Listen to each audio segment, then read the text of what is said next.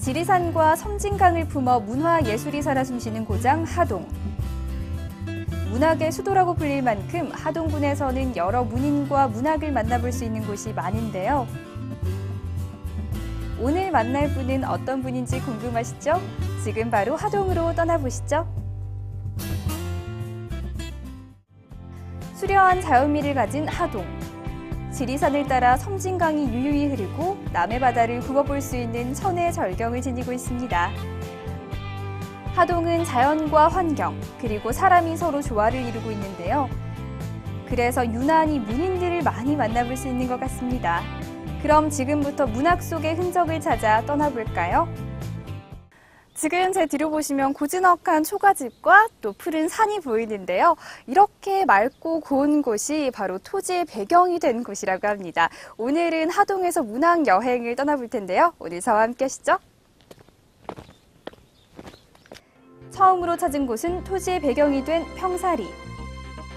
박경리 작가가 토지를 쓰기 전 전국을 돌아다니며 토지의 배경이 될 만한 곳을 찾았다고 하는데요. 그때 눈에 띈 곳이 바로 이곳. 2016년에 개관한 박경리 문학관은 하동군 평사리길에 위치하고 있는데요.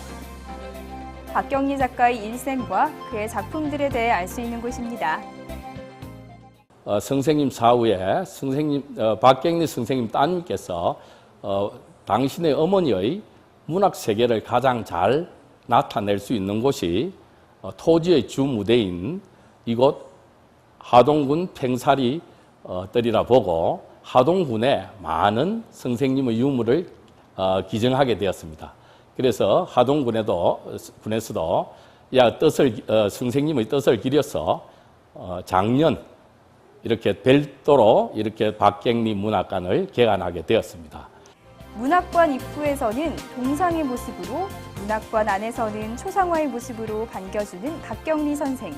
어서 오라고 반겨주는 것 같았습니다.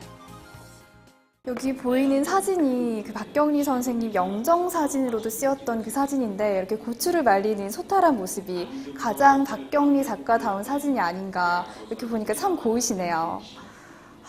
정말 고우시다. 문학관에는 박경리 선생의 일대기부터 직접 집필하신 책들, 어록 등을 볼 수 있는데요.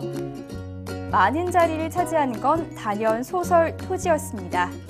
하나의 소설이 무려 16편으로 쓰여진 토지. 16권의 책은 물론이고 등장인물의 초상화와 형상도 등을 보며 토지에 대해서 더 자세히 알 수 있었는데요. 또한 글을 쓸 때 직접 사용했던 돋보기 안경이나 펜 등 그의 유품들을 보니 글을 쓰던 당시의 모습이 눈에 선한 것 같습니다. 한편 지난달에는 옛 하동 평사리 문학관이 박경리 문학관의 문학과 생명관으로 탈바꿈했는데요. 전시 공간인 박경리 문학관과 작가들이 집필 활동을 하는 문인 집필실, 그리고 다양한 문학 행사를 열 수 있는 세미나실까지 갖췄는데요. 내년 박경리 선생 타계 10주년을 앞두고 마침내 문학관으로서의 자리를 잡았습니다. 박경리 문학관을 운영해 오면서 전시 공간과 작가 지원 공간이 있었어요. 그런데 세미나 공간, 그 다음에 일반인들이나 학생들을 위한 문학 교육 공간이 사실은 없었습니다. 그래서 이번에 기존 건물을 조금 이렇게 고쳐서 세미나를 할 수 있는 공간, 그 다음에 교육 공간을 할 수 있는 문학엔 생명이라는 공간을 새로 만들었습니다. 하동 문학여행의 두 번째 코스는 바로 이병주 문학관인데요. 이병주 선생님은 길지 않은 시간 동안 무려 80여 권의 소설을 집필하셨다고 합니다. 그럼 이병주 선생이 들려주는 문학 이야기 함께 들으러 가보시죠. 하동이 낳은 세계적인 소설가, 나림 이병주 선생의 빛나는 문학 정신을 정승하고자 세워진 이병주 문학관. 이병주 선생은 44살의 나이에 작가의 길로 들어섰는데요. 27년 동안 한 달에 평균 1천여 매를 써내는 초인적인 집필을 해 87권의 작품을 남겼다고 합니다. 이 작품들은 이병주 문학관에서 모두 볼 수 있는데요. 창작 저작물뿐 아니라 이병주 작가가 글을 쓸 때 사용했던 유품들도 함께 볼 수 있습니다. 이병주 문학관은 간략하게 말씀을 드리면 이병주 선생이 태어나신 동네이기도 합니다. 그래서 그분의 작품 세계가 워낙 방대하고 그리고 또 많은 작품을 80여 편이라고 하는 작품들을 탄생시킨 분이 바로 그 주인공이 이병주 선생이기도 하죠. 그래서 이병주 선생이 태어나신 이 동네에다가 기념관 겸 이병주 선생의 작품을 알리고 그리고 이병주 선생의 문학적인 사상 모든 것들을 총망라해 놓은 곳이 바로 이병주 문학관이기도 합니다. 전시실에는 연대기 순서를 따라가며 작가의 생애와 작품 세계를 엿볼 수 있는데요. 특히 이병주 작가의 대표작인 지리산의 한 장면을 그대로 만들어 놓은 모형이 가장 눈에 띄고요.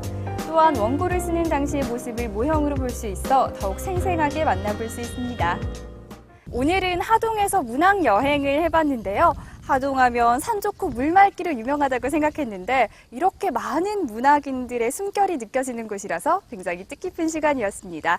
여러분도 하동으로 떠나는 문학 여행 어떠세요? 과연 문학의 도시답게 많은 문인들을 만나볼 수 있는 하동. 이번 여름방학에는 문학 속에 나오는 곳을 찾아보는 여행 계획 세워보시는 것도 좋을 것 같습니다.